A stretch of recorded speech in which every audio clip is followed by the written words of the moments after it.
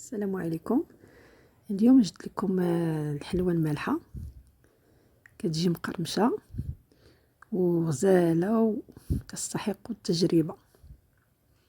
كيف ما كتعرفوا دابا الناس الاغلبيه مابقاوش كياكلوا السكر ولا الحلويات المعسله ولا الحلوه، وكنتمنى تجربوها وان شاء الله غادي تعجبكم. درت تقريبا 4 اشكال: فرماج، زنجلان، والبافو وزريعه كتان.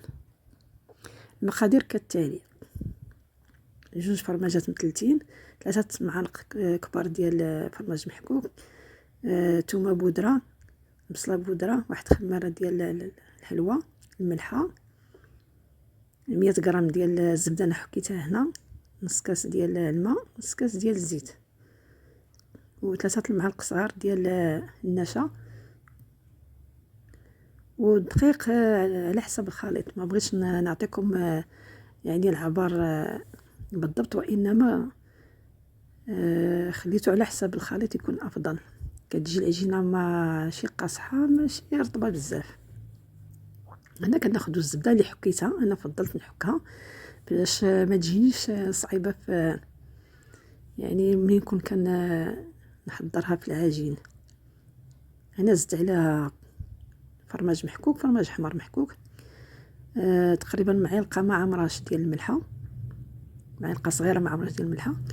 هنا البصله بودره، تومه بودره، معلقه صغيره معلقه صغيره، 2 فرماجات متلتين حتى هما كنضيفهم،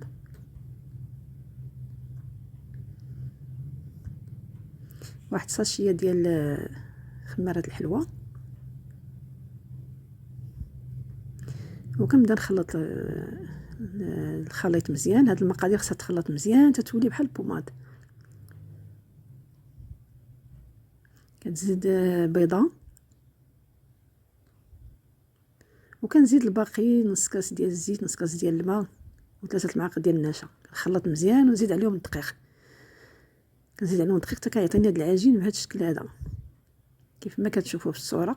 ما بغيتش نطول الفيديو حيت حذفت هذاك اللقطه ديال اضافه الدقيق. كيجي العجين بحال العجين ديال الخبز تقريبا.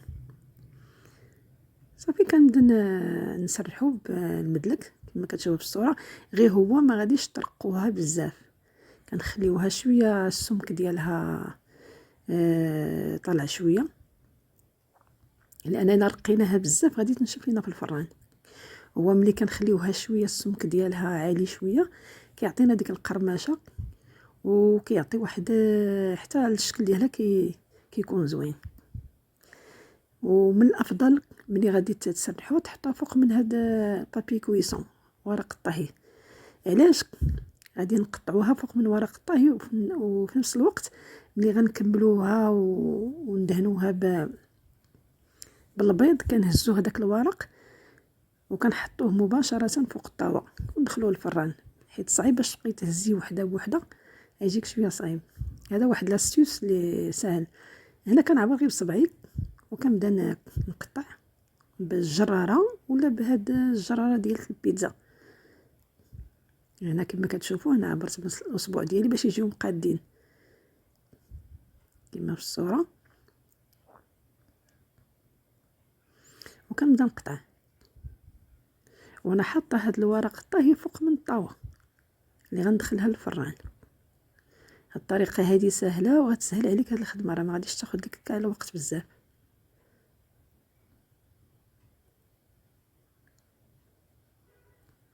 هنا كناخذ بيضه كنطربها مع الصوجه، مع لاصوص الصوجه باش كتعطيني داك اللون الاحمر. صافي كنبدا نزين الشكل الاول بزريعه الكتان والسانوج. الشكل الثاني غادي ندير فيه الحبيبات ديال البافو. هو هذا حبيبات ديال البافو، نتوما عندكم حق تشكلوهم وتزينوا باش ما بغيتو. الشكل الثالث درت فيه الفرماج كما كتشوفوا في الصوره،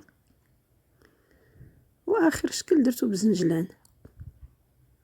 ودخلتهم للفران كيكون سخون، كنطيبهم من العافيه من الفوق ومن التحت. ها هما كيف ما شفتوهم، راه جاو روعه وراه معتمدين عندي، واللي كلاهم عندي راه كيشكرون. وما تنساونيش من الاعجاب وشكرا، وتابوناو ان شاء الله يجي شي حاجه زوينه من هنا لقدام. عندي شكيلات غزالين، وما تحرموناش من اللايكات، وبالصحه والراحه.